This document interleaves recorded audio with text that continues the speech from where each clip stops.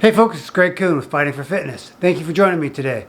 On this video, we're going to take a look at what my blood sugar does after eating just a standard bowl of cereal. And we're going to take a look at why that might not be good for my body.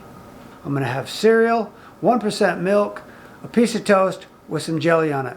After we come up with our results, we're going to compare those readings to what we came up with when I had my 3-egg omelet, which was all in the last video that I did that I'll link at the end of this video or in the notes at the bottom. I sure do appreciate you joining me today. If you're new to the channel, take a minute and hit that subscribe button. And if you watched a couple of my videos and you've enjoyed them, again, if you would, take a minute, hit the like button and subscribe. That's how you could best let me know that you enjoy the content of these videos. Let's get started. Now, I'm going to be testing my blood sugar to get a baseline, and I've been fasting for about 16 hours. I'll eat my breakfast, which is now going to be at about 3 o'clock. I'll check my blood sugar 30 minutes, 1 hour, and an hour and a half after to see how it responds. It's a little late in the day for when I normally have my first meal, but it's about 10 to 4, and it's getting close to time for breakfast, and I'm getting hungry. All right, so let's get that baseline. All right, starting blood sugar, 83. Okay, folks, so I'm back. It's been about 30 minutes since I got done eating. There we go.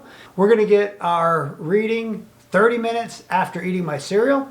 I did some calculations and it came to 66 carbohydrates and about 360 calories. So we're going to see what this does to my blood sugar.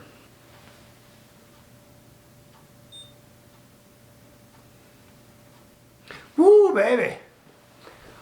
124. 124. So here's one of the interesting things.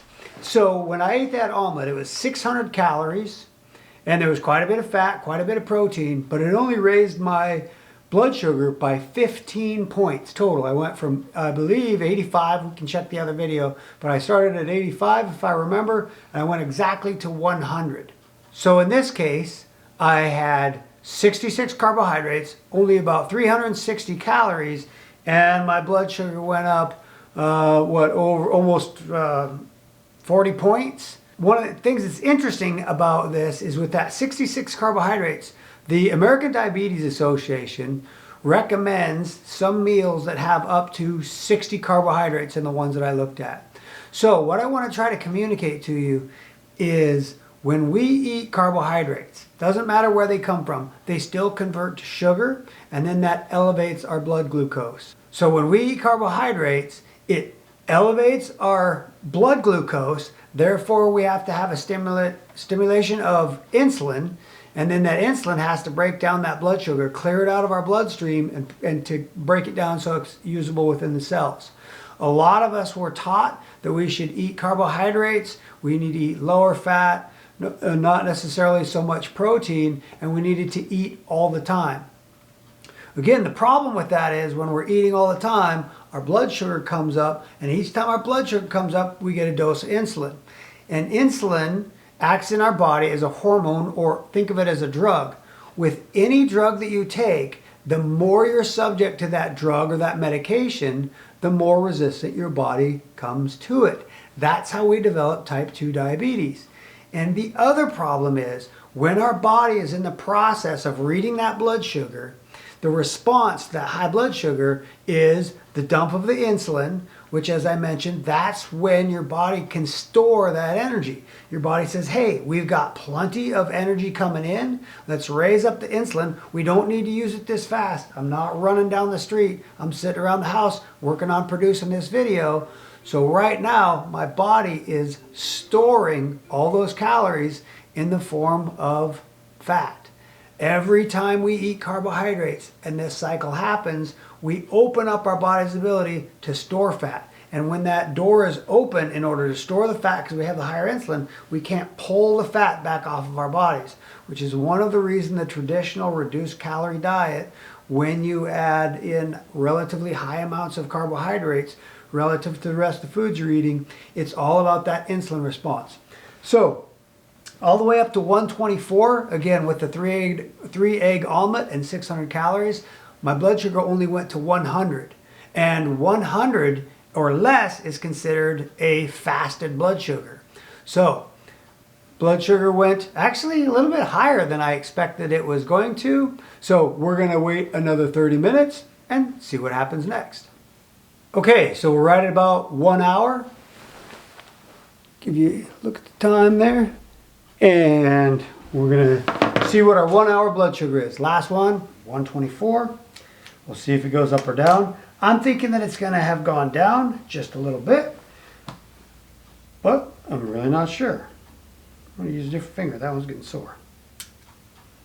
If you watch my last blood sugar video, I was using a Kroger brand. I was pretty happy with how cheap the machine was and the strips. However, it stopped working properly. So this one has very expensive strips. There may be some other options online. Wow, cleared really fast. 97. All right, I'm surprised that it dropped that fast, that quickly. We're gonna give it another 30 minutes, see what we wind up at. Okay, folks, we're wrapping it up. It's been an hour and a half or so since I originally ate my breakfast, and we're gonna see what the blood sugar's doing now. 98, so it's holding steady. So not only has my blood sugar stayed up, but it's also stayed up a lot longer. So to kind of wrap this up, it certainly seems to me that when it comes to stabilizing your blood sugar, now we're still back down below 100, so that's where I'd want to be, but that big spike from eating that cereal, certainly not a good choice if you're struggling with maintaining your blood sugar, if you want to maintain your weight, and if you want to prevent getting type 2 diabetes. The other thing is, with type 2 diabetes, type 2 insulin resistant diabetes, it accumulates in your body over time, but you can also cure it over time by not eating the type of breakfast that I just had.